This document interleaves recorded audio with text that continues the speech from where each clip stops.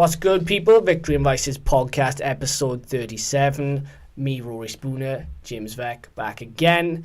If you are new tuning in, God bless and thank you for tuning in. We really appreciate it. And if you are a reoccurring subscriber, should I say, if I get my words out, it's a poor choice of sentence that was, then God bless and thank you too. We really appreciate it. The views are ticking along nicely. Keep telling all the people that you know that we exist. The more people we know that know us, the better. So that's what we're hoping for. Anyway, we'll start off with some football news this week. Usually we go straight into the fixtures. I was out, a bit different, little different start today. There was one piece of really interesting news that I came across this morning, which I didn't share with Vicky earlier on because I wanted to bring it up now. So if any Newcastle fans out there today will probably be they'll be aware of this news. Did you hear about Mike Ashley today? No, I did not. Interesting stuff, people. Right, so initially, it's going to sound a little weird because you're probably thinking, I don't really know how they tie in, but it's got to do with Debenhams. You know Debenhams, the retail store? I'm aware of Debenhams. We're all aware of Debenhams. Yes. High street giant, well, used to be a high street giant. So we thought. So we thought, starting to struggle now. Anyway, we won't digress too much. Basically, Mike Ashley owns Debenhams. Now, Mike Ashley ploughed £150 million into Debenhams. Debenhams are going bust, pretty much, right? Really. Now, there was a deal set up where there was a meeting between Mike Ashley and various other people. Mike Ashley offered, I believe it was a deal to the bank where the bank would have to write off £150 million worth of Debenhams debt. The bank said no. Now, for all you people who aren't that business-minded, because I'm not necessarily the most business-minded either, I'll condense the whole thing. Basically, what the banker said to Mike Ashley is, fuck you, that's the worst deal ever. We are not taking that and writing off £150 million of our money. Guess what's happened next? What's happened next? Basically, anybody that owns shares in Debenhams, they get wiped. So Mike Ashley is now £150 million out of pocket. It's near enough confirmed that Mike Ashley will lose £150 million. Damn. On Debenhams. Newcastle fans everywhere pulling their fucking hair out because it has to impact them on some way. It will, yeah. There's a domino effect. And again, we've talked about Newcastle in the past. Incredible city, incredible club, great fans. Just a general great place. And they deserve a lot more.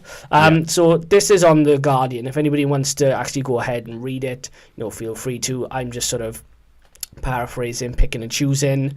Let's have a look here. So a pre-pack administration deal is expected to be announced on Tuesday morning, meaning it will affect Debenhams holding company only, meaning it's 165 stores will continue to trade. However, shareholders' stakes will be rendered worthless, including Sports Direct's 30% stake, which cost about £150 million to build up. Oh, that shit. Yeah, again, as soon as I heard it on the radio today, my first thought was, Newcastle fans are going to fucking hate this. Because logically, he's not going to take money out of any of the other high street stores. Yeah, and, there's Newcastle fans who think, they've made, a bit of a tiny step forward, that they broke their transfer record, didn't they, on Almiron fairly recently. Didn't smash it by much, but it was nice that he'd actually put his hand in his pocket just a little bit. Just kind of said, look, this isn't by much, but we're going to break the transfer record for you, Rafa Benitez, because you've done a lot for us, and maybe in the next transfer windows we might dabble with potentially doing that again, or at least spending money of that sort of amount. And after reading that now, I think Benitez's hopes of potentially getting a couple more. Well, bro, this is the impact it's going to have, because I don't think Benitez isn't going to want to stay there. Almiron has gone from being Newcastle's record signing. Is he going to be there next season now? If they're 150 million in the hole, I say they, Mike Ashley and Newcastle are sort of interlinked in that respect. This is how petty Mike Ashley is. You probably won't be able to see this headline here, but you can read it on the BBC website. What does that say?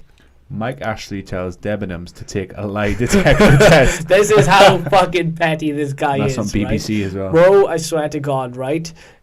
There's a meeting between Mike Ashley and Debenhams, right? And apparently he said, they lied on their side, blah, blah, blah. We won't, again, go into, all the ins and outs. But basically, Mike Ashley now wants Debenhams to take a lie detector test. Jeremy Kyle. Step up. Bro, it's embarrassing. Like, it's really embarrassing for a guy who is, I'm going to say, a successful businessman. He has to be. He has to be, but Yeah. he's a massive twat, right? But, bro, Newcastle fans don't want to be seeing those headlines. And Newcastle fans, again, we salute you. You are some of the best in the land, and you really don't deserve that. So I thought it's an interesting little article to start with. It's different from what we usually go into. From a Newcastle fan's perspective, it's obviously not great news. Does it surprise me? Not really. No. It does in a way, because you can't always foresee that kind of thing happening. But it's just, for a Newcastle fan, you're just thinking, it's just one thing after another. Yeah. We make one step forward, and now it's potentially two steps back. Yeah, so, no, it's not cool. I'm sure, like you said, it's all but confirmed. It looks like that's going to be pretty the much. case. It's pretty much happening. Yeah. So we'll wait 100% confirmation. But if that is to be the case, then I think it's not going to be too much of an exciting summer for Newcastle fans. Maybe, just maybe, he'll pull it out the hole somewhere, and it won't affect Newcastle. But the likelihood is that type of money, it will affect them. He's got a number of ventures. He owns quite a few things. He's got his finger in quite a few pies. So it's not beyond that him salvaging something from somewhere, and it could turn out okay. Yeah. That's business for you. But the early signs of that, from what you said, don't make for good reading, do they? The irony is, most of his business is the high street stores, which are all fucking going under. Yep. Which ultimately, it's just a poor situation to be in. But anyway, as I say, Newcastle fans, let us know your opinions. He's getting something worthwhile, like oil, doesn't he? Bro, look, you never see Roman Abramovich, mostly because I don't think he's allowed in the country at this point. True. But he is comfy. Like, Roman Abramovich is not missing any meals. He's got at least 3 yachts. I don't know what bird he's fucking right now, because I don't know if he has a missus. All of them. Bro, all of them. Yeah. All of them. And Mike Ashley could learn a thing or two from Roman Abramovich, quite frankly. Messing around with Sports Direct shops. Yeah. I know. It's crazy. Anyway, going back to the midweek fixtures from last week. Now, we didn't have a podcast midweek last week because we recorded on the Monday, and there was games on the Tuesday and the Wednesday. Yeah. The significant result from those fixtures was United Wolves. Neither of us were surprised to see United lose. Not at all. Wolves are a very capable side, as they've shown. Very unlucky as well in the FA Cup semis. We'll go over that in a bit. The United news, didn't want to focus on the game too much, because a lot of people kind of watched the game and they knew that was kind of coming anyway, and United were poor. And last episode we went over all their issues and the deficiencies United have. Mm-hmm. What I wanted to talk to you about very quickly was Paul Pogba. Sure. Now, Paul Pogba has been talking an awful lot about Real Madrid. Yep. The signs are very clear, I think, again this summer, that if United don't get the Champions League, or even if they just scrape it, I don't think Pogba's going to be there. I think Paul Pogba's looking at that United side. It's a very average side. I don't think they're going to win anything for another couple of seasons, anything significant. Could you see him in a Madrid shirt next season? I don't think so. You don't think so? No. I mean, could I see him in a Madrid shirt at some point? Then yeah, of course, 100%. But he's made too many comments to me about how him coming back was because of the unfinished business, and how he kind of wanted to rectify the wrongs and kind of stay with United for a good few years. Yeah. I know he's quite vocal on social media and things like that, and he's probably contradicted himself on a couple of occasions as well. But more than a couple of occasions, yeah. I just can't see him leaving. I think it's too soon, and I think that Solskjaer would kind of have his arm around him by now and would have said, "Look, we're not where we want to be, but this is the vision," and I think he'll stay. Is he 100% happy? No, of course he isn't. He's on his day one of the best midfield players in the world. That's very true. Yeah, that's very true. And when you have the ability and the talent that he has, then you want to be winning trophies, or at least closely competing to win them. And the team like I say Madrid. Madrid aren't particularly in a good patch at the moment. They're out of the Champions League. Not looking overly convincing in La Liga. No, and I think they lose a lot of games this season at the moment. They're nowhere near winning La Liga. They're not winning any trophies. So, I mean, the question I would rebound to you there is Real Madrid really any much of a step up at the moment? Well, put it this way: it's not, is it? If Real Madrid sign Hazard and they sign Pogba, Madrid are going to throw money at it this summer. Yeah, but let's assume that Pogba isn't in the fold at the moment. That side is no better than United at the moment.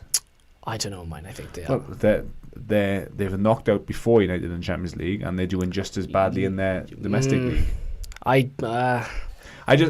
From the Madrid side that I've watched over, they're not the Madrid side of previous terms, no. But then United are no better either. But I think they're in kind of a similar transition. Yeah, that's a fair shout. No, I would agree with that. I would agree with that totally. If he goes to Barcelona, then that's different. If he was to go, back to Juventus again or someone like a Bayern Munich, I could maybe see that a bit more. But Madrid at the moment, I think you'd be swapping himself for just a very similar scenario. Yeah, no, it's very true. One other thing I wanted to go over United related, because, as I say, it's just a bit of brief football news. I don't know an awful lot about this guy next, Bruno Fernandes. Yeah. Now, Bruno Fernandes, for anybody that actually is on Twitter, if you like any type of European news, be it transfers or anything else, the best people you can follow is Sports Witness, or Sport Witness, I beg your pardon, sorry. If you go follow Sport Witness, they basically cover all the articles in Spain, Portugal, Germany, Italy, France, and what they do is they dissect the articles themselves. They'll tell you who's reliable, who's not, who's fake, who's not. It's the whole shebang with these guys, and they are very, very good. So they broke down the Bruno Fernandes article that was in the Portuguese press earlier on in this week. And the general consensus is that United have a first in line for Bruno Fernandes. They were very accurate when it came to Renato Sanchez in United and Bayern, so they generally know what's going on. I remember them with the Victor Lindelof stuff as well. They were very, very accurate when he left Benfica. And basically what they were saying about Bruno Fernandes is United are essentially ahead in the queue. They've been first to get in contact. He's looking about 70 million. Now, initially I thought to myself, well, 70 million for a guy that plays in Portugal. It's a lot of money. I don't know an awful lot about him. And again, if anybody does know anything about him at all, please let us know, because we'd be really interested. But his record this season really stacks up. So he's got 26 goals and 14 assists from central midfield. As in, is that a holding midfield, like an attacking central? Attacking midfield. Okay. So I think he would be the guy. If he does come in, it would be to play in like a three-man midfield. So it would be to be alongside Pogba and Matic, and maybe replace Herrera. I don't know, maybe he could replace Pogba if Pogba goes. I don't know how that situation would evolve. But it's an interesting article, though. I mean, I'm quite up to speed on most of my football players, European. In most leagues, I tend to, most of the transfer news that circulates, I have a pretty good idea of who these people are. And I've usually seen a little bit about them. This guy, not so much. I've seen nothing of him. I've seen nothing of him. I haven't heard too much about him, which sometimes concerns me, because I feel if he was that good, then he would be on my radar, because I watch a lot of football. I read a lot of football. It's very true. The second point to make about that is, I'm not going to deny his ability or his potential within that league. I'm just a little bit apprehensive at the moment, especially when it comes to midfield players, especially from Portugal as well, because you take a big gamble when you try to sign a player of that kind of money. 70 million is a lot of money. It's a huge sum of money. Even in today's market, that's still a lot of money. Bro, he'd be the most expensive, I think, Portuguese player to have ever left Portugal at that price. Yeah. I don't think there's anyone else that's gone for that money. That's the thing, and he's not in a particularly difficult league in comparison that's to a fair others. shout again, yeah, that's a fair shout. And my third point with that is United have spent a lot of wasted money on potential midfield players. Fred and the Herrera. Fellaini. They've bought players which, one manager might have thought, we could play a certain way around him, or he has got a lot of potential, he could be good. Where I think at the moment, if you're going to spend £70 million on a centre midfielder, it has to be someone proven who's not coming over the hill. They have to be maybe from the age of 24, 25 up to 27, 28. That kind of bracket of someone who's played in Spain or Germany or in Italy, and we'll just slot straight in. Yeah, it's interesting. It's going to be a really interesting summer. Yeah. I'm just looking at the transfer rumours that are flying around. There's talk of Griezmann going to Barcelona. Yeah, that Atletico Madrid team looks like it's probably going to be disbanded. You've got talk of De Gea potentially going at some point. He's only got a year left in his contract. Mata and Herrera going. There's going to be loads of transfers for us to go over. So we're going to have tons of content. Yeah. So as soon as the season ends, we'll have transfer videos coming all the time, so make sure you keep posted for that. And if there's any other videos you want, let us know, because we'll have plenty of time in the off season to do that. But enough about the off season. Let us focus on events that have unfolded. Let's do now that. We'll start with Liverpool Southampton. Yes. I thought to myself, you know what, if there's a game where Liverpool are going to slip up, it would be this. And initially, Shane Long, he bagged. He does what he does. Yeah, he did. And he doesn't bag often either. He doesn't, no, but then we had the whole offside debate. Now, when your luck's in, your luck is really in. Yeah. And that Salah offside, VAR would have stopped it straight away. Yeah.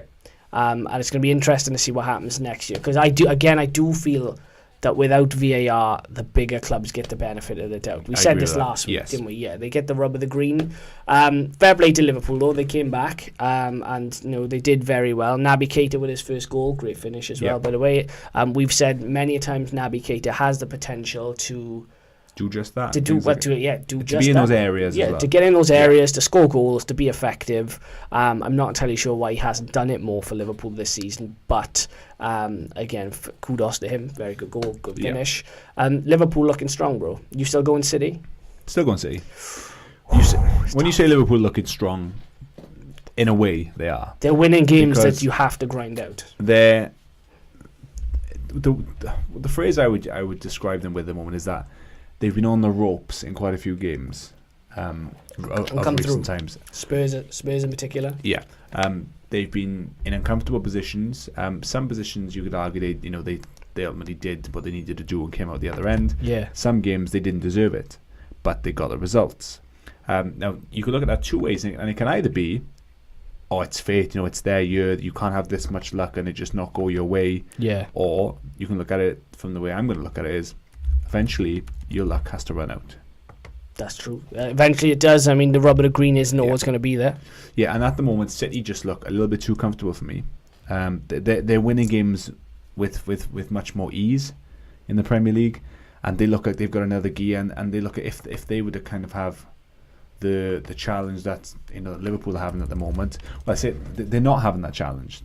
Clubs aren't giving them that sort of challenge. They aren't sort of causing them any problems like they are Liverpool, and Liverpool have still got. That's true. We said that last week as well. Yeah. Liverpool have still got a few tough away games to go, and you say that City have got Spurs and they've got United, which is a fair point, but they don't look like they're going to have too much issues with those fixtures. Whereas I just think Liverpool's sort of luck is going to run out at some point between now and the end of the season. My main concern would have been the United game for City, because I thought, if anybody can topple them, so to speak, it would be United. We can. I have my doubts. Because that United team, we call them Floppy Cock FC for anybody that regularly watches, because, bro, they're just like a limp dick sometimes. They are, but they really are. You watch what they did to them at the Etihad last season just to fuck them over. But United do that every 10 games against a big side. I can't see it happening. I don't think it's going to happen, but it's possible. And like you said, if there is one side I think you're living in hope more than expectation. Every once in a while, United do things like that. They surprise me. I can't envisage United causing them any problems. I don't think so either. But I mean, I can't. I can see Spurs causing them a lot of problems, because Spurs, City, when they come up against each other, Spurs are going to have some type of point to prove. And they are challenging for the top four. It's going to be difficult, bro. It's going to be really hard for City. That's the one I look at now and I think, fuck, City could really drop points there. I just don't think they will. I said it last episode. I don't think they're going to lose a game between now and the end of the season. I think they'll win every game. It's going to be interesting. It's going down to the wire. People. And also, let us know your thoughts. We want to know. It's too tense, bro. I can't watch football and enjoy it right now because everything is so fucking on edge. Even watching United play, bro, it's just agony. Do you know what is frustrating me a little bit though? Listening to the commentaries. I watched the game Friday night. Okay, the Southampton-Liverpool game. Yeah.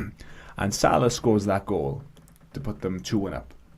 A well-taken finish. Excellent finish, I'll say. Considering how poor he'd been in terms of passing lately, he'd been quite greedy and he hadn't scored for a number of games. He was quite ballsy in the position that Firmino was in to not pass. Backed himself though. Yeah, he did back himself, and rightly so. But what I kept hearing lots of was the commentators and pundits saying, oh, is that going to be the goal that fires Liverpool to the title? They're going to look back on this and this could be the defining moment. They're still not officially top of the league. They're not. As if that goal put them top of the league and they're there and clear. And it's clear, because of that goal they're now out and out top. Well, City just need to win their game in hand and they go back top. So I feel like they're overemphasizing it a little bit at the moment. Oh, it's so close, bro. It's so fucking I think close. We've been talking about this since Yeah. Christmas. Because the lead at the top of the table, or the team at the top has changed, like for the umpteenth time again. They just keep going back and forth now, and until one of them loses, it's just going to keep happening, you know. It's agony, bro. Honestly, watching it is it's incredible, I suppose, from a neutral standpoint. But at the same time, the business end of the season, it's Fergie said, twitchy bum time. It is. It is twitchy bum time. I'm back in City. It is. all Yeah, the way. you're back in City. I'm going to back Liverpool again because I did change from City. I did start with City, so I said Liverpool at Christmas time. I think we can put a little poll out on VMB Twitter. We shall, yeah. We'll put a poll Yeah. out, actually. Yeah, we will. We want people's opinions. Nice easy one to do. Yeah, it's not difficult, and in fairness, Just let us know, you know. we'll put the City and Liverpool hashtags on there as well, Yeah. and see what comes up. But yeah, great win for Liverpool though. Really, really impressive. Again, you know, go into St Mary's. Well, Southampton, you know, they're not down. But do you know what I mean? They're not up either. They're in that they're sort of still fighting. You know? they're in that weird flux where they kind of need points. So that's why I thought, maybe they might nick a draw. But Yeah, well, I said in previous episodes gone by that I think this will be one of Liverpool's tougher games. It turned out to be the case. If you'd have just read the result and not looked at anything, you probably wouldn't have agreed with me. But you know, those of you who watched the game will completely agree with that. It was a tough game. A couple of stats before we should finish off. Yeah, with this one. please do, bro. Yeah. Bit of a weird one. This. Liverpool have become the 7th club in English top-flight history to concede 5,000 goals. That is an interesting After stat. Everton, City, Villa, Newcastle, Sunderland and Arsenal. Sunderland, I'd expect Sunderland to be in there. I expect Sunderland to be a lot more. You look at that straight away and you think, they've conceded that many goals, but you have to factor in that they're one of the very few clubs that have been there for that many years. Yeah. But you notice that there's no Chelsea in there, there's no United in there, but there's Liverpool and Arsenal. That's with their interesting. leaky defences alongside Arsenal have had some pummelings as well over the past few seasons. Liverpool, City, Arsenal. They're all there alongside Villa, Everton, Newcastle, and Sunderland. Which is a weird one. Liverpool, though, they've won 7 of their last 8 Premier League games when conceding the opening goal, including tasting victory on each of the last 5 instances. Resolve, bro. That's so what that is. That does tell you that they have got a bit of a backbone. They do indeed, yeah. Indeed. They're a different Liverpool side to previous years. Yeah, and they've also this again will reinforce that. They've now won 16 points from losing positions in the Premier League, which is the most of any side this season. Incredible, fair play. So, from Jurgen Klopp's perspective, those sort of stats, you know, as much as you don't want to go one down, and it's quite easy to say, we shouldn't be going 1-0 down, but in a league as competitive as this and this far into the league, that is going to happen. Yeah, that's true. And the fact that Liverpool are coming from behind as often as they are and getting the results, it is very encouraging. It is. Will it be enough to see them through? We will see.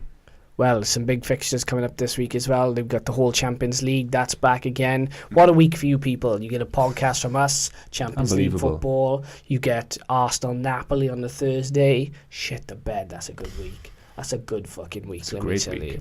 Anyway, we'll move on to Man City. We had a talk. I think it was a Christmas episode when Reece was on, or one of the Christmas episodes, where we talked about Man City and the Man City project. Now, Man City going for a quadruple. They could possibly do it, and at some point, we would then have to put them in the discussion as being potentially the greatest British side of all time, because no one else has won a quadruple. This is true. The interesting thing about Manchester City and their project is that they have a very small fan base. Yes. Now, if you watch the game against Brighton on the weekend, you would notice that Man City could not get... Basically, Man City couldn't sell their allocation. Yeah. I'll condense it. Yeah, I'll condense it. So, looking at that there, in your eyes, can City... If you can't sell out an FA Cup final... and you're struggling to sell out Champions League games, right, after you've had a 100-point season last season, can you ever be a big club? Bear in mind, this team could win a quadruple. Still can't fill a stadium. That's insane to me that they can't do that. It just tells you how small of a club they were prior to this takeover. And with all due respect to Manchester City, because they play the best football, they have the best players, they have the best manager. Yeah.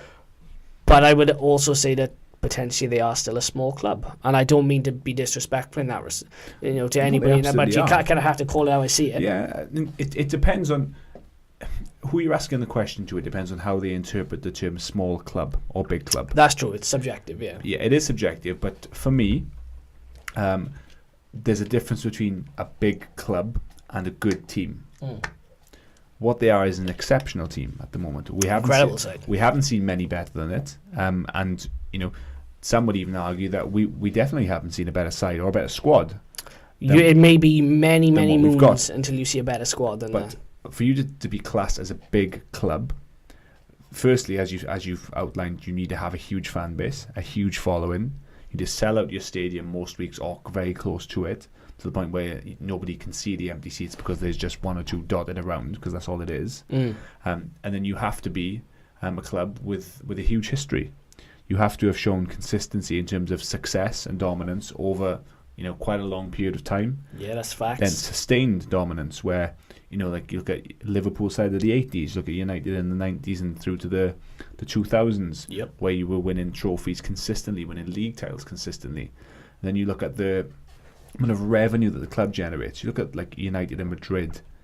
City is building, but it's not even you can't even put them in the same sentence. So they're still a small club. They're a growing club year on year, not by that much. No. It's building. I just wonder how much more they can grow, though. And that's the whole City project. If you go back on the previous episode we had, it fascinates me because I couldn't wrap my head around a team getting 100 points in a season and playing some of the best football I've probably ever seen, right, in some parts, and not filling a stadium, and then having these big Champions League games and not filling a stadium, and then an FA Cup semi-final, albeit against Brighton, who aren't the biggest side, but it's a good day out, and not filling the stadium. And people made valid points on Twitter as well. They were like, City have a really hectic fixture list. They've got to go away to Spurs. They've got, people can't afford that type of money. And again, that's a very valid point. And what I found an interesting point, and somebody tweeted this, I think it was someone in Swansea that I follow. I can't remember who it was. They tweeted something along the lines of, Man City are the perfect club. And I remember reading the initial part of it thinking, what do they mean by that, they're the perfect club? And basically what the guy said was that you have a billionaire backer that takes a small club with no plastic fans, just the original fan base, and takes them to success. And he was like, it's the perfect club. You don't have any hangers on, you still maintain the original fan base, and you go and have all of this success. And he's like, what's not to like? And I remember thinking, that's a really good fucking argument. Yeah. It's a really good argument. What do the owners care? They don't give a shit. Do they care that the stadium is as empty as it is? Do you think the players really care that much? I mean, I honestly don't know. I'd love some of their opinions, though. I'd love to know Man City players' opinions. They wouldn't probably give an honest account of it because you don't want to say anything untoward and out of line. But you could, there's the argument that at home, when you're playing a really tough game, when you've got like for example, I always remember a game where United played Madrid in Fergie's last season. Yeah. And Nani got sent off. Do you remember that? Shouldn't have been sent off. He had a red card. Was it against Real Madrid? Yeah. And United were, I think it was, they needed to score 2 goals, but they'd been very much the best side for the whole game. Yeah. And even in the first leg of the Bernabeu. I remember it well. And I remember sort of Ferdinand and I think it was Giggs turn into the United sort of stand at one point and sort of trying to raise the atmosphere, and it was literally one of, and United went on even with 10 men to create so many more chances than Madrid, and you would argue unlucky, not to go on and actually win the tie. You can, I point back to games, when Liverpool beat Dortmund 4-3. Bro, the Liverpool fans have been the 12th man on so many times. I know. I did just mention that. Do the players care that the stadium isn't full? Probably in most cases not. But there are occasions where when you have a full packed stadium and everyone is on it, that it can. Oh, bro, it makes such a difference. And they don't have that. I'd just like to point out as well. Did you see the Checkatrade Trophy final? Yeah, they saw the relegation, didn't they? Well, basically, Portsmouth beat Sunderland. We won't go into the game because no one really cares. But attendance-wise, it was 85,000. Yeah. Bro, that's Portsmouth and Sunderland. Yeah. And I know Sunderland fans, they travel really, really well. And Portsmouth fans, in fairness, they're a great bunch too. But to me, I look at that and I think, Jesus Christ, they are selling out their allocation for a Checkatrade Trophy. That's a really fucking hard thing to say as well. But Checkatrade Trophy. Say that fast 5 times. But yeah, they're selling out their allocation and Man City aren't. And I just think to myself, you know what? I wonder how far that City project will go. But again, let us know your opinions, people. How far do you think it'll go? Is it sustainable? Will it last? Won't it last? I'm curious to hear people's thoughts. Yeah. But anyway, going just onto the game itself quickly, Brighton never really troubled City. It was very comfortable, wasn't it? But, I will say that they did well to stay in the game mathematically. Is that because Brighton played well or because City never really got out of neutral? Bit of a shit answer, but it's kind of a combination of both, really. I would agree totally. Because it was fairly early on, a piece of De Bruyne magic. Oh, brilliant he's assist. such a baller. Jesus tucks that one away, and you worry for Brighton at this point, because when City do something like that so early on, it tends to just give them, if they didn't already need it, that extra bit of confidence. And we've seen how many times this season they've gone on to beat teams 4, 5, 6, in some cases 7, 8, 9 in certain games. And I kind of fully expected that to happen again. But, they sort of took their foot off the gas a little bit. Do you think Walker should have gone, or do you think it was right for him to stay? I mean, they give him the yellow, right? Jahan Baksh is the gentleman. He's a firecracker as well. Yeah. I can't say his name, but he is. I've seen him. He's a tasty little fucker. The thing is with those head movements is that it's two stags butting each other. It's testosterone. It's never really anything in them, but it's handbags, isn't it? They're not going to do nothing. I mean, I understand the laws of the game say in certain cases he does have to go, but for me, I just always just let it slide. It is what it is. So I'm not annoyed that he stayed on the pitch. No, to be honest, I kind of thought to myself, yellow seems sufficient. Indeed, and I agree with that. Yeah. But you give credit where it's due to Brighton. Whether it was by luck or whether it was just a combination of luck and just they were structurally okay. They managed to keep it at 1, and when you're only 1-0 down, then you're always in the game, and it only takes a set piece. That's all it is. Yeah, they had a few half chances, had a couple, nothing overly worrying, but like I said, it only takes that one moment. Sort of takes a lapse of concentration, a deflection, someone who has to fall over, and they could have been back in the game. Total facts. But it wasn't to be. It wasn't to be indeed. All right, people, quick interval. Add us up on the social media platforms. If you're new here, add me up, add Becky up, Twitter, IG, and the VMV ones as well. We'll be back right after this, and we will have the best of the rest. Stay tuned.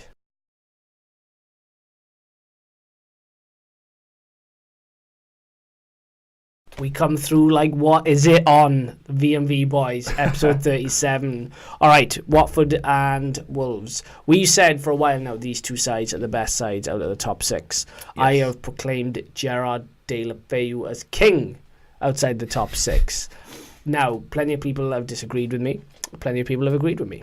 Shout out to Richie Warwick, tweeted us today. Rich is of the opinion Felipe Anderson is the best. You don't agree? No. I don't agree either. Sorry, Rich, but he is a very good player. He'd be in my top 5 outside. Yeah, and I think that the evidence shows how he's tailing off this season. I know Felipe Anderson, great player though. We and yourself especially brought. I love Felipe Anderson. Earlier on in the season, the first half of the season, on the impact he had.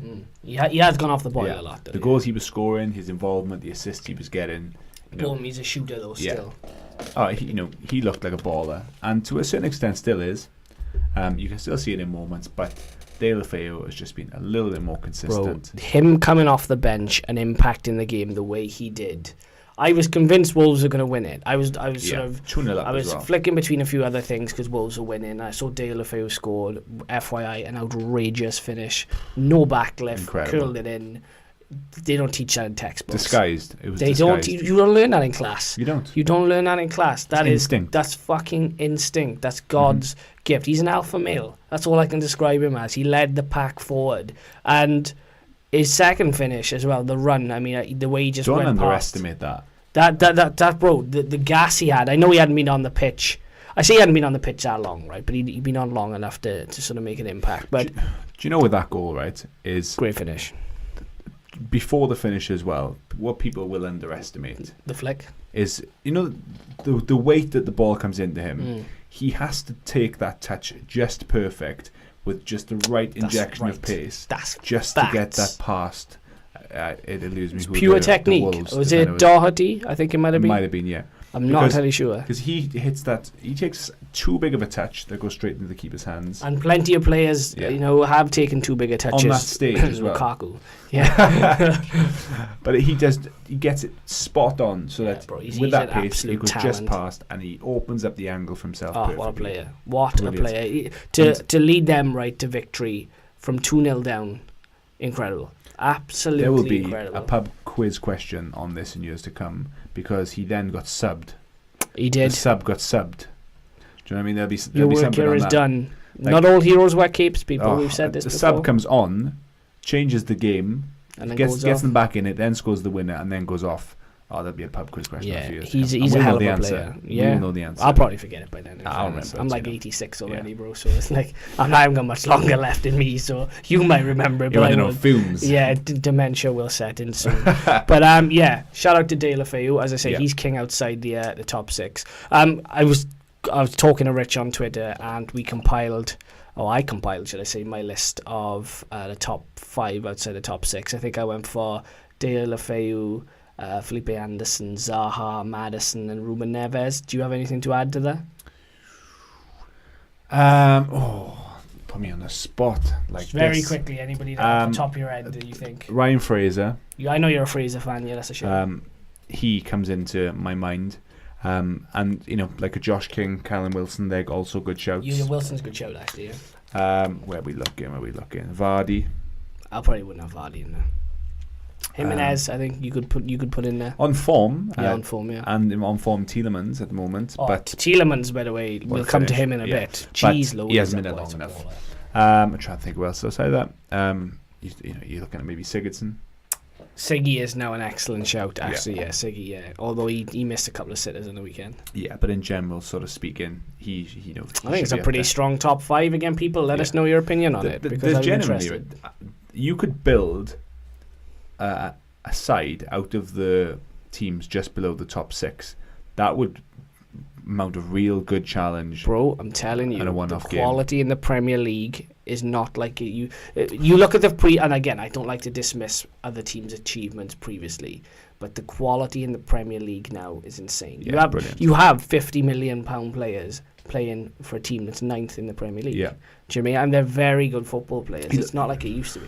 You look at, just off the top of my head, you look at the team that you could build. Right? You'd have Fabianski in goals, probably, or Rui Patricio. Yeah. I'd probably just edge Fabianski. I did this in one of my other videos. If you want to go back and look at it in the 5-minute roundup, I picked the side. But and then you probably who would your strikers be? You'd have to have Vardy for his finishing ability. You could have Vardy. You could have Callum Wilson, Jimenez, King. I mean, in the midfield, it's packed. You could have Neves, you could have James Maddison, you could have Felipe Anderson, you could have Milivojevic, you could have Zaha. And then on your flanks, you got Zaha, you got De La Feu, Fraser. I mean, defence, you got Ben Chilwell, Harry Maguire, Nathan Ake.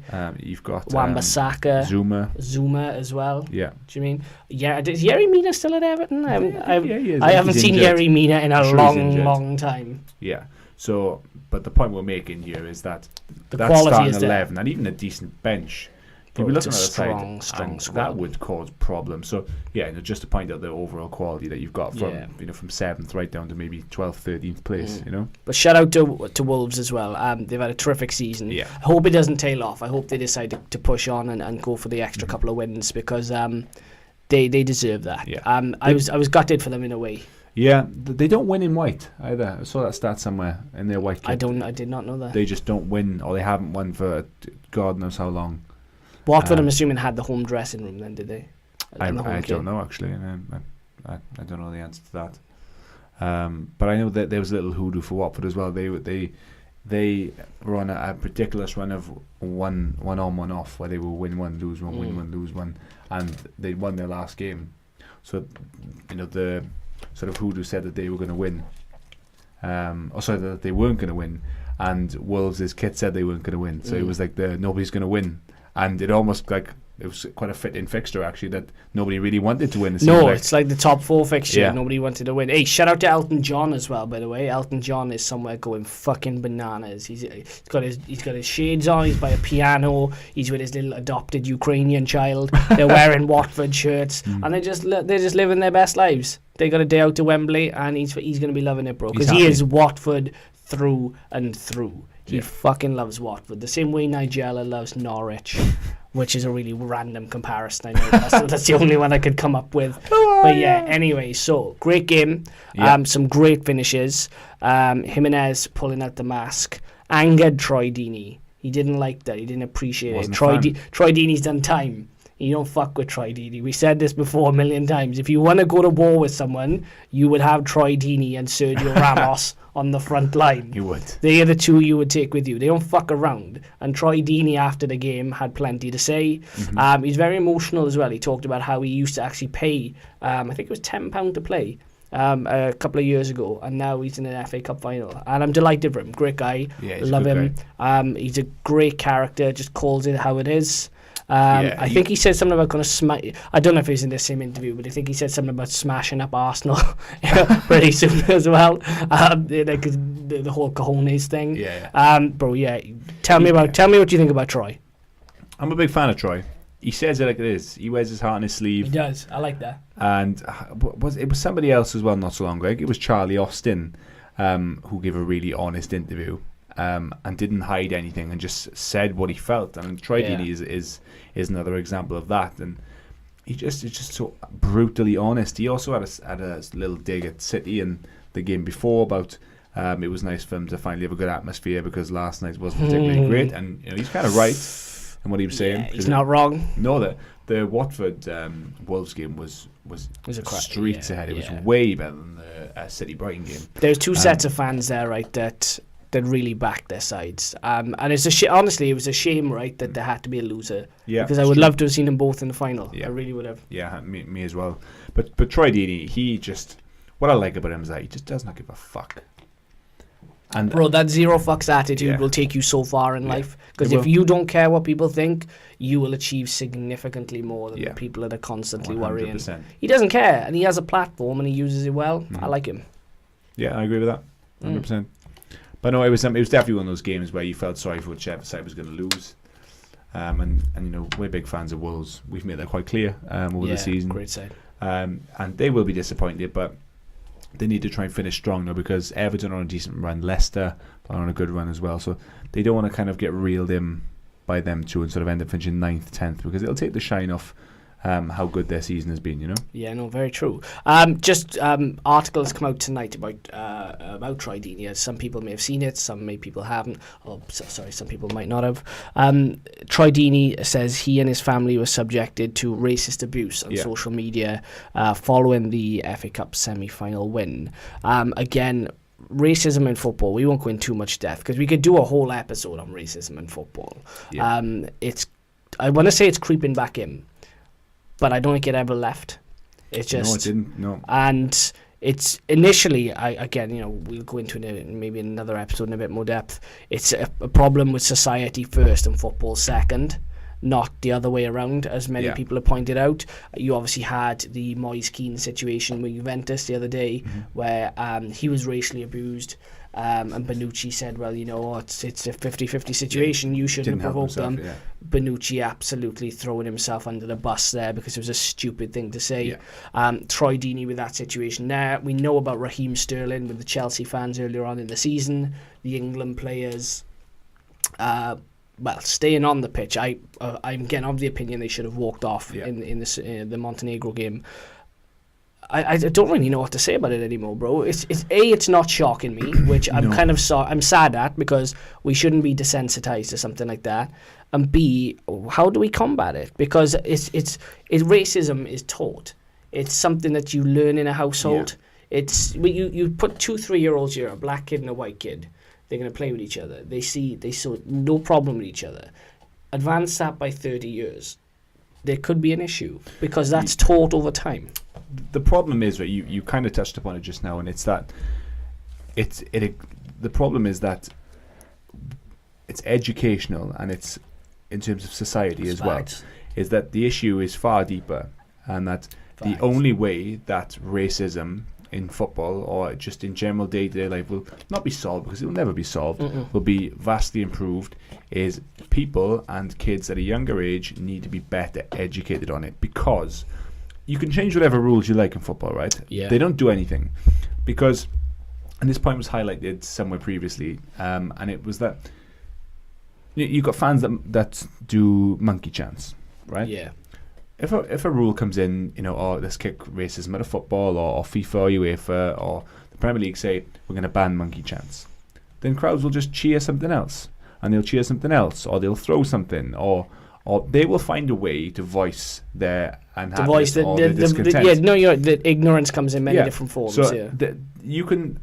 Whatever governing body can make whatever rule that they want to say you can't do this or you can't make that noise, but they'll just hold this piece of paper up, or they'll hold this sign up, or they'll write a different word on it, or they will find a way to express what it is that they're feeling about it. So no matter what rules that you bring in, let's kick racism to football, it doesn't ultimately do anything. You have to change it from the very basic level, which is education and people's attitude and understanding in society about it. And until you change that at the very beginning, then nothing will change. Very elegantly put. I totally agree. So yeah, I totally agree. It's been really sad to see, man, and I feel sorry for some of these young black players that have to put up with it. Like Danny Rose was saying, he's so sick of football and the issues in football, the politics, that he can't actually wait to retire. And I know I'm not a Spurs fan. I'm not a massive Danny Rose fan. I don't really feel any one way about him, should I say. I shouldn't say I'm not a massive fan of him, because I don't dislike the guy. I'm not, again, a massive fan of him. But to hear a player say that when you're living the dream, right? And like for me and Becky now, we'd give a left arm to just go out on the football pitch and just play a professional match. Yeah. And for Danny Rose to say that, I don't hate him for saying it, because I get it. It's just, bro, it's mentally exhausting. It's a sign of the times. Like it's so poor that you've got, like you said, a professional footballer who you would assume has everything. And like you just said there, I would love to just be a professional footballer, just to get paid the wage I do now for a living, just so I could do. I would earn my monthly wage just enough to pay my bills, but I could just play football instead of doing a 9-to-5 job. I would take just that, let alone 50, 100, 200, whatever £1,000 a week it is, But the fact that he's saying something like that, it speaks volumes so much that he's actually, no matter how good his lifestyle is and what he gets to do is as fun as any job, he's still sick and fucking tired of what goes on. That's it. At the end of the day, we're all humans, and everyone has a breaking point, and it really wears thin for some people. And when you're under that microscope being a professional footballer, you are critiqued by people like ourselves. We love football, right? We don't really have footballing credentials to go into a room full of football people and say you're wrong, you're right, because they've done more than us. We just talk about it from a passionate standpoint. But I understand living under that microscope and being in that bubble where you are on the newspapers, you're on the TV, you're on the internet, you're on the radio. Things like Instagram and Twitter have made you instantly accessible, like Troy Deeney has found out, where people will just say what they want to say without any fear of any consequence. It's a weird time to be alive, bro. Yeah. It's a really weird time to be alive. Mm-hmm. Social media is as good as it is in many ways.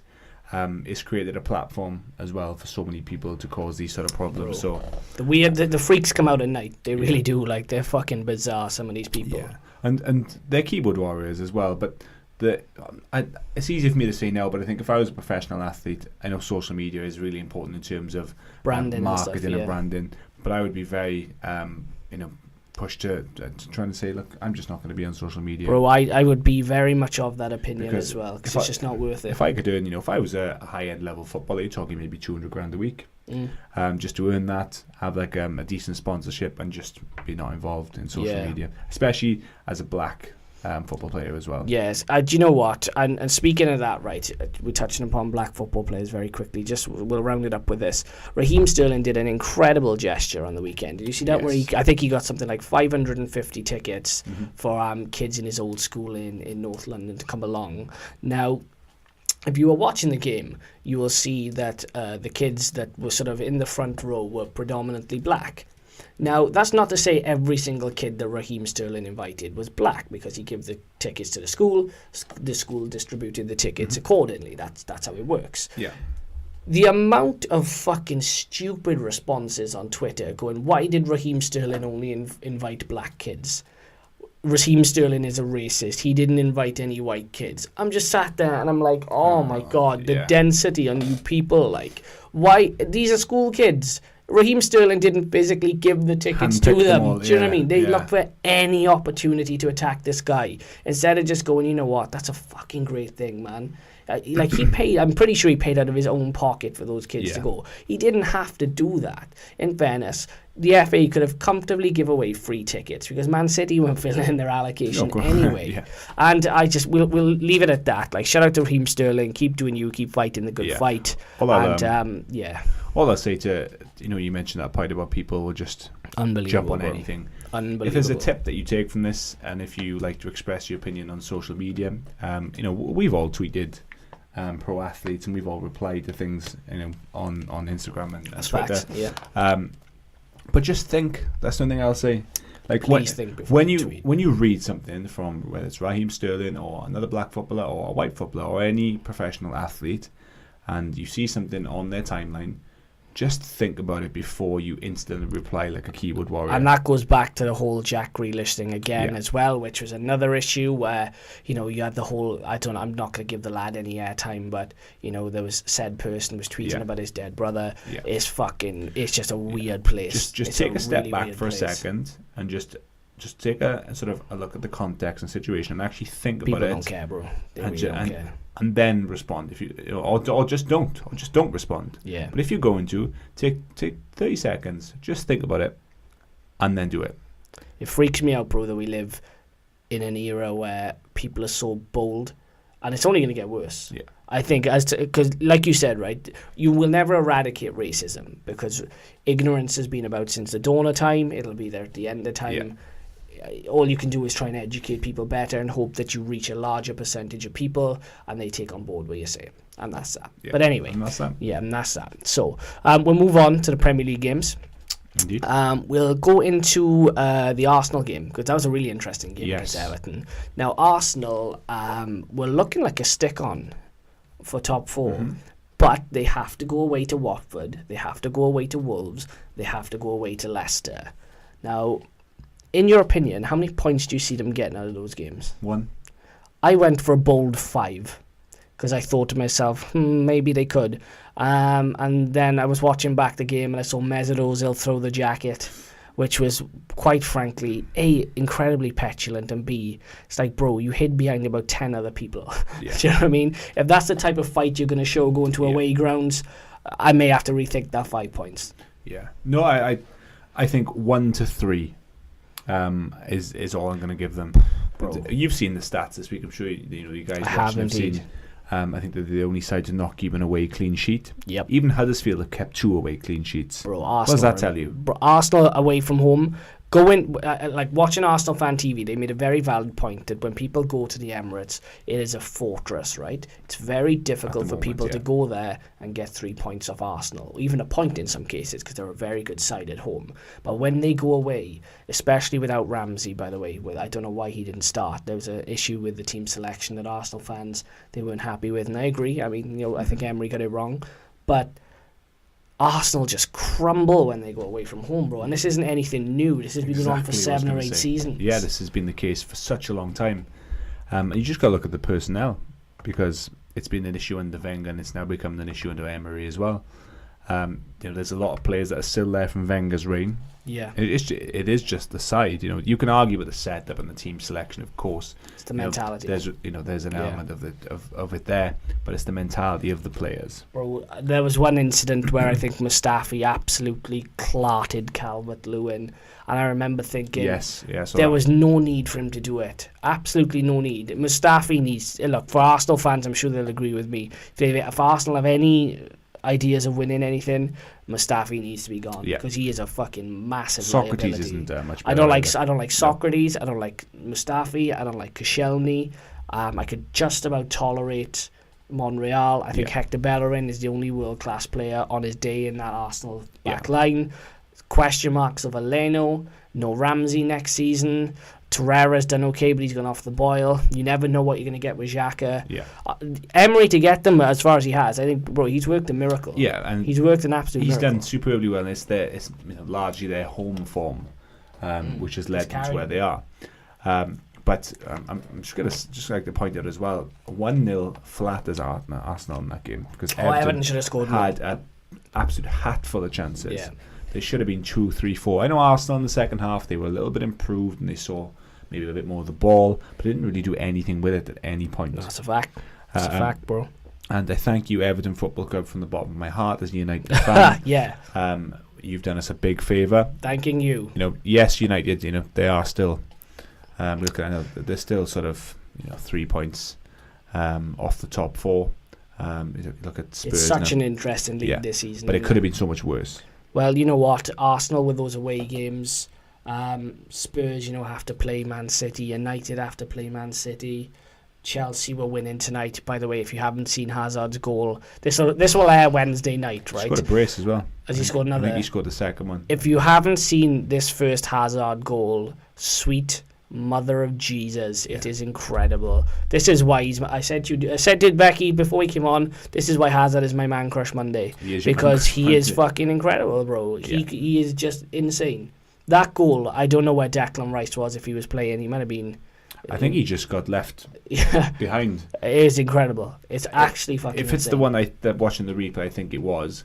Hazard, like he does so often, just moves the ball so quick out of his feet, and he has that little injection of pace. Love him in Spain. Already gone. They're Already gonna gone. love him in Spain. But just I want to give Everton quite a bit of credit. Yeah, because I do. We very rarely give them credit. Yeah, there's three on the spin for them now. Yeah, bro, they've done well. They highlighted that on Match of the Day, and they said to Calvert-Lewin, I think he's been interviewed by Ian Wright and Darren Fletcher, I believe it was, and Everton have done really well over the past month. Yeah, and you look at their recent results. Obviously, they've beaten Arsenal, they beat Chelsea just recently as well, which is two pretty big scalps to take. And Everton have historically struggled. They've done okay in the sides around them, but they don't tend to do too well against the bigger sides. So that's quite promising signs for them. And they've propelled themselves back into that little fight that they would tend to be at the bottom of. That mini league that we spoke about.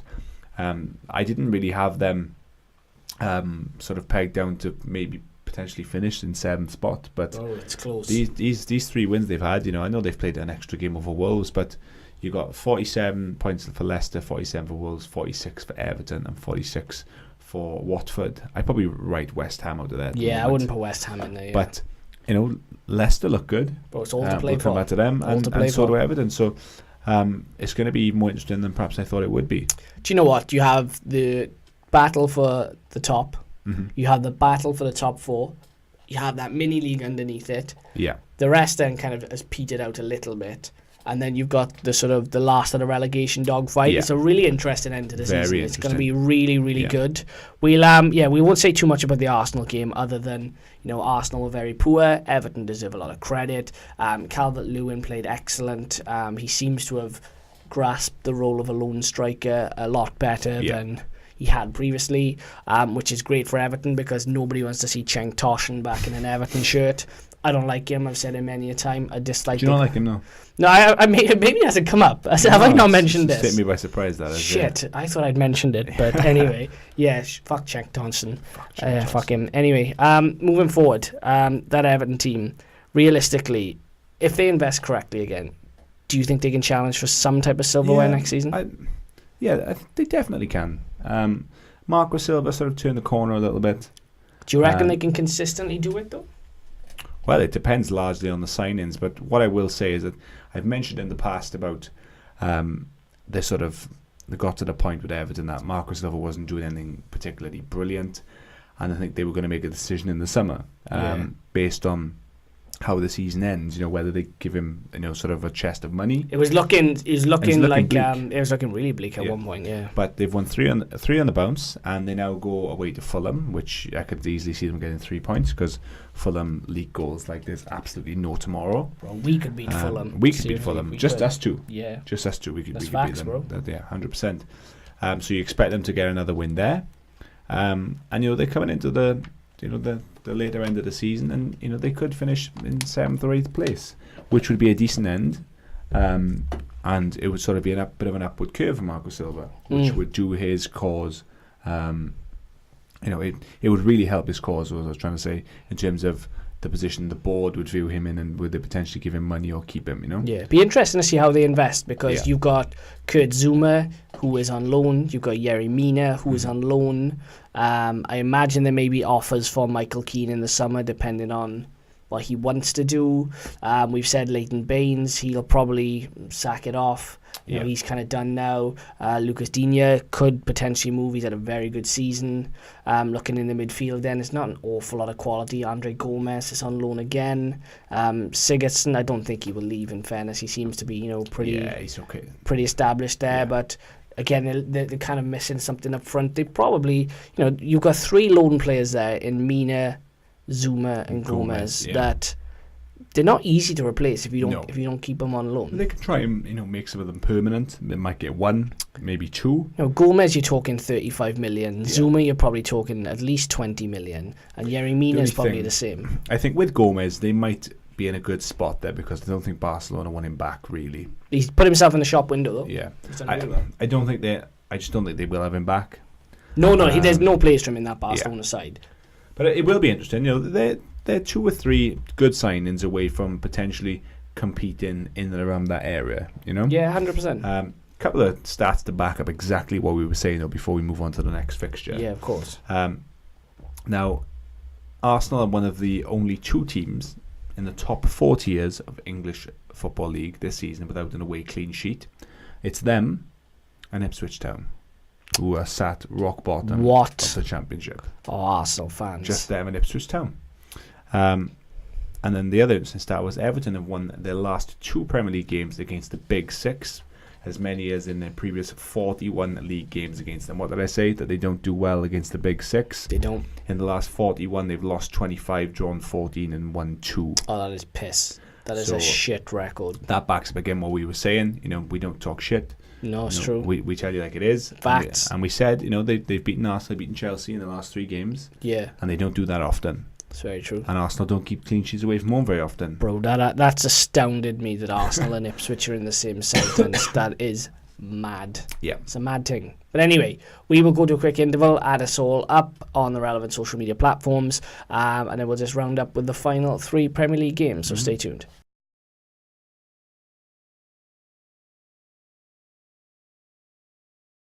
Alright, boom, we're back. VMV Podcast, episode 37. Let's talk about the Brendan Rodgers revival of Leicester. Let's do that. I wasn't sure that Claude Puel should have gone. Because we discussed this at length, me and Becky on podcast previously, and we spoke with a lot of Leicester fans on Twitter as well, and they were adamant that he had to go. And they were like, he has to go. We're not fulfilling our potential. Brendan Rodgers has come in and he's absolutely revitalised that side. A quick question I wanted to ask you. His job probably isn't under threat, right? But Eddie Howe at Bournemouth, could you see a similar situation occurring? Because Bournemouth, we'll go over them in a bit, but that Bournemouth got booed for the first time in a long, long while. When you look at that sort of Rodgers revival, is it necessary sometimes to freshen things up, even if you aren't doing that bad? I think they're 2 very different clubs in very different circumstances, first of all. And I always bring it back round to the fact that Leicester City fans' expectations skewed slightly because of the when they won the championship title. Yeah. And because they've seen what is possible at that club. No matter how incredibly sort of, I wouldn't say lucky, it wasn't lucky at all, but the way that whole thing happened, the way it evolved, the way that all came about was insane. Because they've seen what that club can do, I think their expectations are slightly different. With Bournemouth, I think they're just happy to be there. They look at where they were so many years ago. So I think with the Eddie Howe situation, he's, because of the job that he's done, it's almost like a similar thing with Sean Dyche. He's just, that's very true, actually. That's a good example. Bought himself so much sort of time, but I think he would have to. I think even if they got relegated, I think he'd still keep Eddie Howe. Do you think so? Yeah. Yeah, I do. Because he showed he can sort of drag them up as well. But I think that they would need to have maybe another poor season. Well, I say poor season. They sit 13th. Well, this is what I mean. They're not doing that bad, and Leicester weren't doing that bad. But Leicester felt they needed a significant change. I think Leicester's different.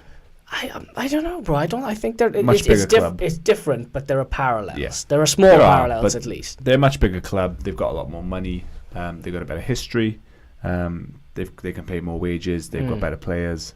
I just think I think in terms of levels, they are a level above Bournemouth. I would probably say that right now. Yeah, given the quality of player they have. Yeah, I can see the sort of similarities in the way that you're drawing, but I think it's a little bit different with Eddie Howe. I think he'd have to do a lot more wrong for the fans to turn on him. And I think I read somewhere that they've lost or haven't won in 9, or haven't won since November. I think I read, which is obviously really poor. But they still sit in 13th, unless they would maybe fall towards a relegation fight, which is a bit too late for that now, I think. I think that some of those Bournemouth players are just thinking of their holidays. Paul Ince said the exact same thing on Match of the Day. FYI, what did I say last week on the show? I said these players are all on the beach. Oh yeah, I said it multiple times, and then I turn on Match of the Day, and Paul Ince is sitting there getting like, I don't know, £1,000 an episode, and he said the same fucking thing that I said. So I will do it for half of what Paul Ince is doing it for, and I will sit beside Alex Scott, and we'll alternate Sundays. Bro, we'll do Match of the Day. Do we alternate with Alex Scott as well? We can do. Well, they're going to kill us watching this, man. You're the feminists. The more I can be. Yeah. Shout out to Alex Scott as well. She gets some stick, but she's... I rate her. I rate her analysis, and B, I just love her so much, bro. She's so beautiful. Something I wanted to just mention to you as well. Did you see any of Brendan Rodgers' interview? I may have seen part of it. I don't think I saw all of it. No, this took me by surprise a little bit. I thought, okay. Do you really say with James Maddison? Yeah, I saw this, and I was going to mention this to you earlier, but I thought I'll save it for the podcast, where he says, I didn't realise he was that good of a player. Yeah, he's a better player than I thought, is quote-unquote with that. What do you think of that? It's interesting, maybe... What do you think that he thought about him before coming to the club then? I honestly don't know. It's a really interesting question, because Rodgers up in Scotland...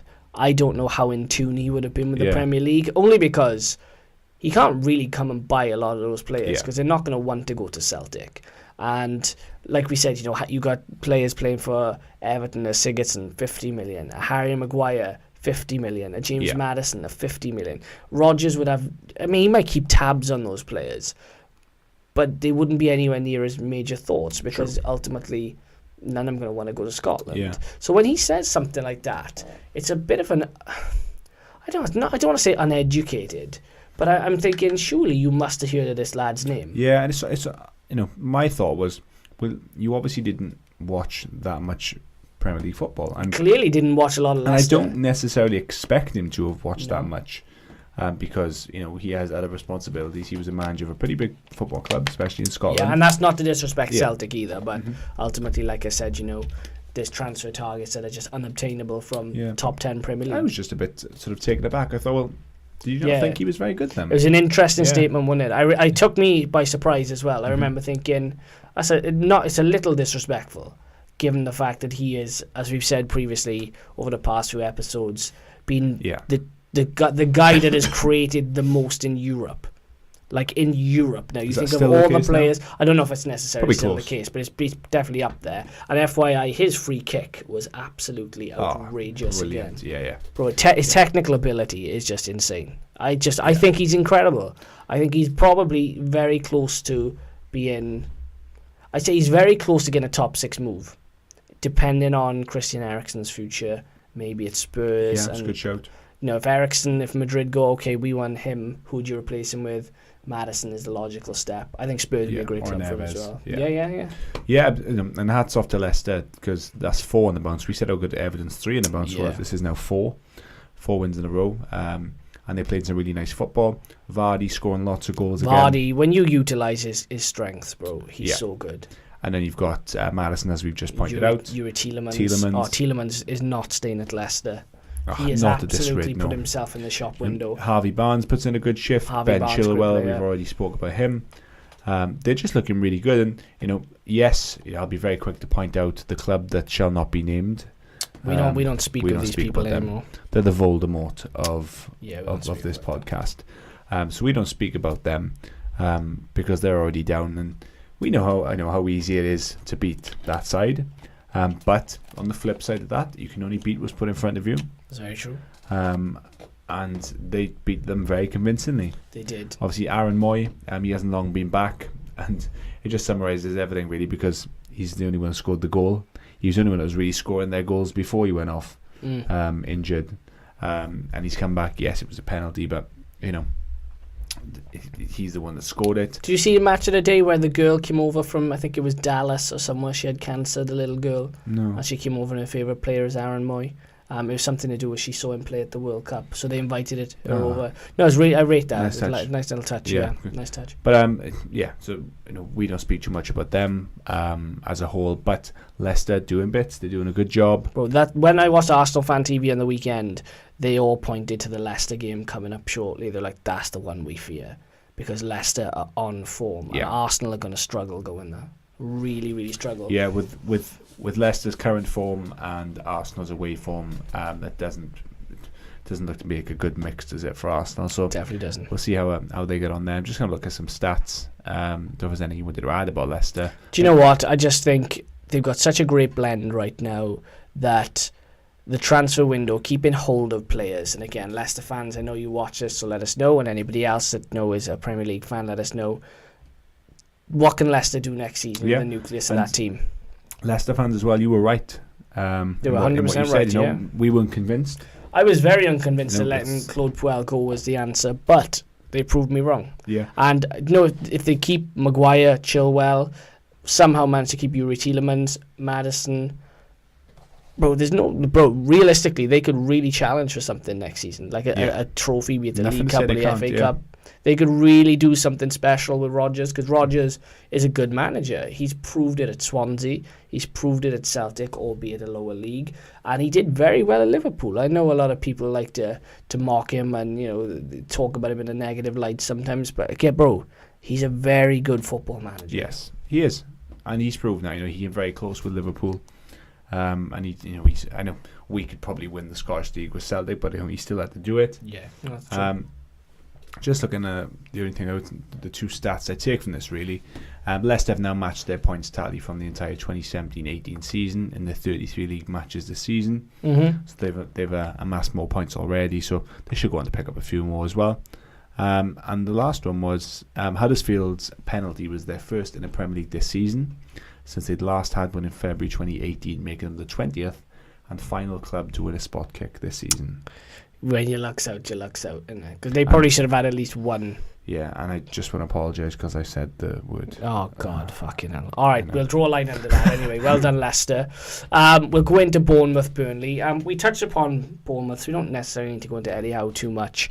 But for Burnley to go there and win 3-1, it kind of speaks volumes about what's happening with Bournemouth right now, because there's foot off the gas, there's no intensity.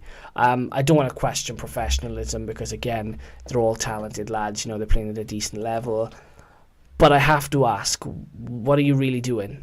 Because ultimately there are people paying good money to go and watch you, and those types of performances just aren't good enough. The mentality isn't there, it's not right at the moment, and you've got a Burnley side who are still sort of fighting. Hunger, bro. That's it. Hunger. And they their agenda is different to Bournemouth. They want it, and I say that. I'm looking at the table at the same time I'm saying that, because that win for Burnley lifts them to just within 2 points of Bournemouth. That's crazy. I did not realise that at all. Yeah. Let me have a look at that again. So Burnley are on 14th position on 36 points, 2 behind Bournemouth on the same amount of games played, which just summarises how much Bournemouth have took their foot off the gas. So if we take this back maybe 5 to 10 games, right? You've got us talking, say 10 games. Yeah, give or take. Towards the end of October, start November, where we're praising Bournemouth. We're saying how we were talking about Bournemouth in 7th position. How electric their sort of front players were. Their forwards with King, with Wilson, with Fraser, with David Brooks. Brooks, amongst others as well. They got Stanislas in there. We've given them so much credit because they were playing such good football, and sort of asking the question as to what they could potentially do. Yeah.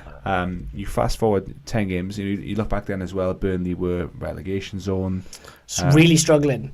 And you fast forward. We were talking about Burnley or Cardiff going down, and now we're looking at Cardiff and we're thinking, realistically, who are they competing against? Because there are teams that are significantly clear right now. Just goes to show that when I say this is a 38-game season, it really is a 38-game season. The marathon continues. Yeah.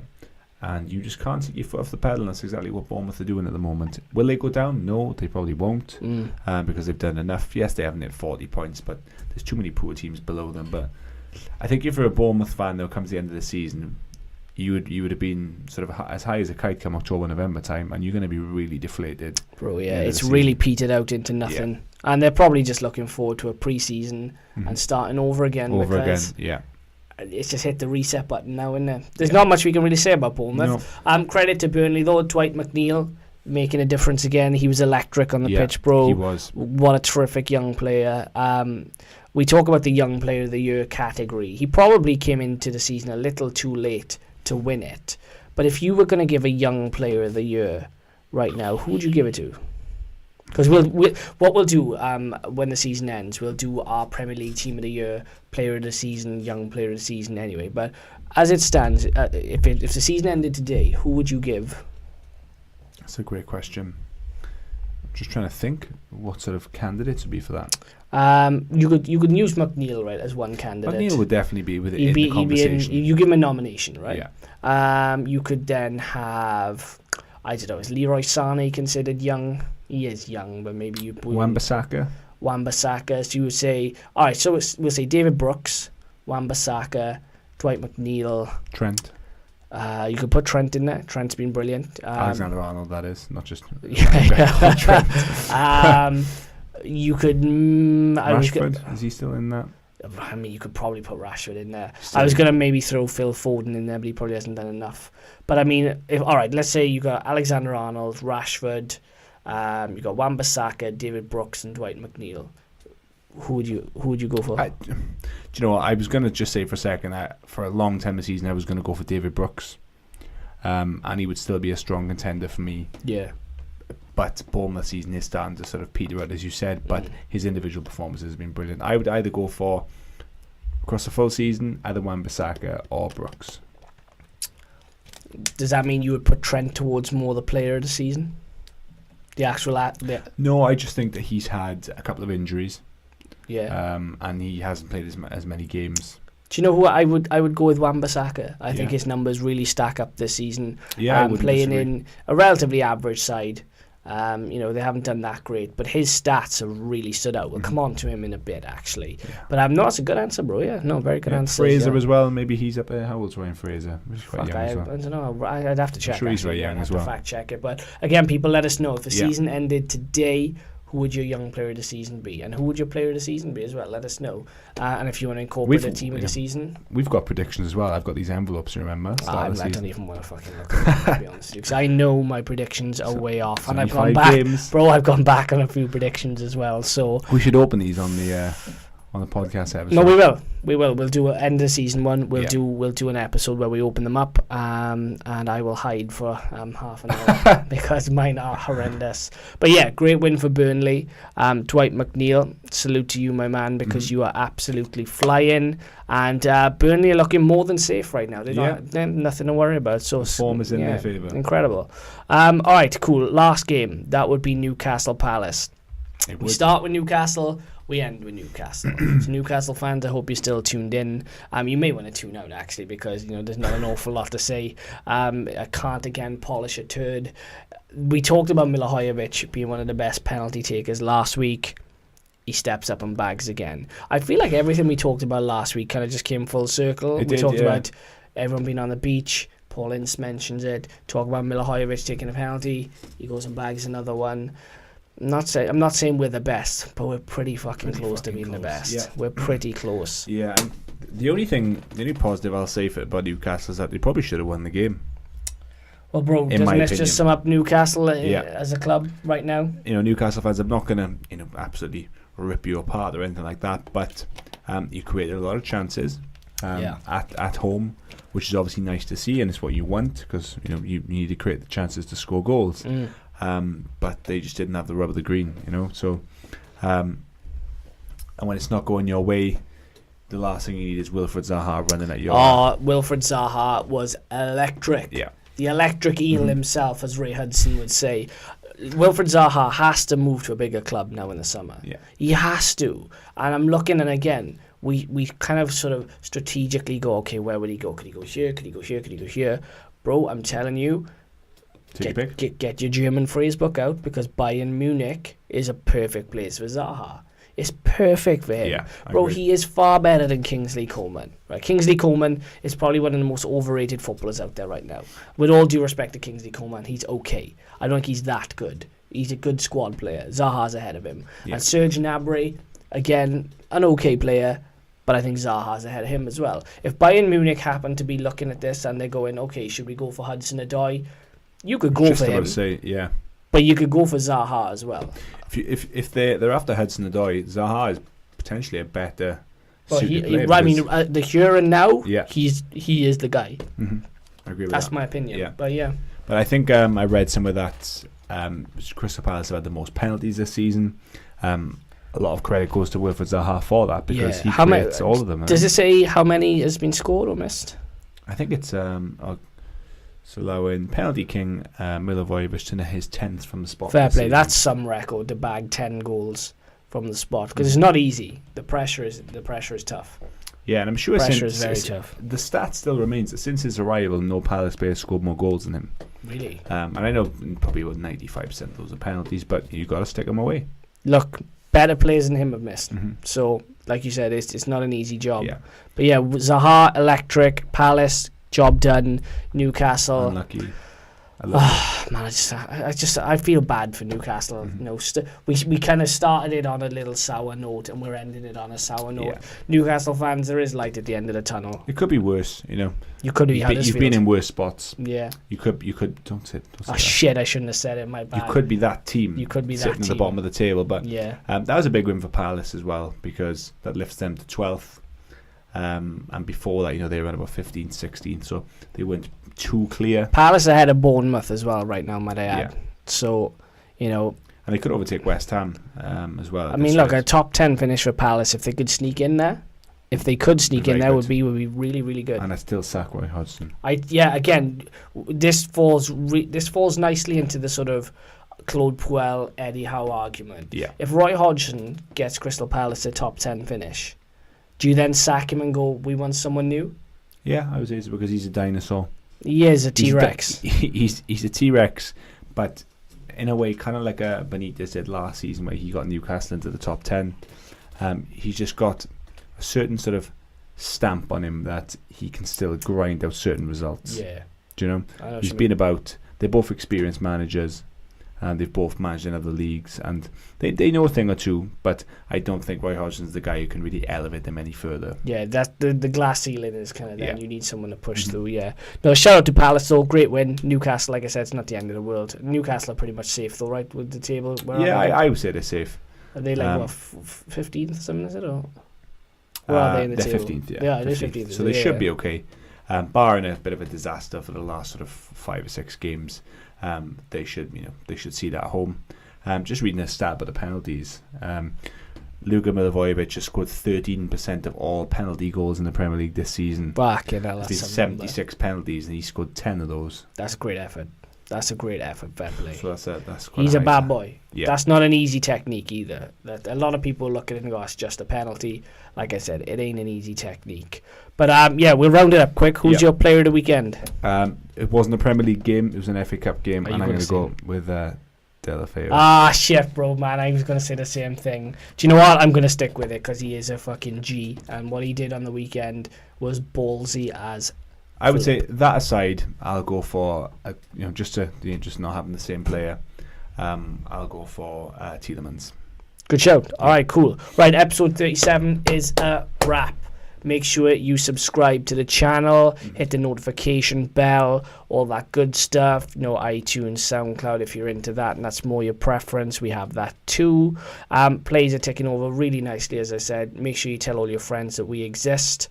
It's a big bad world out there, and we're trying to conquer it all. So we will be back next week with episode 38. Full fixture list next week. I believe so. Yeah, Champions League in between. Yeah, so and Champions League in between as well. So we'll probably cover the guts and the glory of that as well. So we'll sign out, people. Till next time. Take care. Ciao.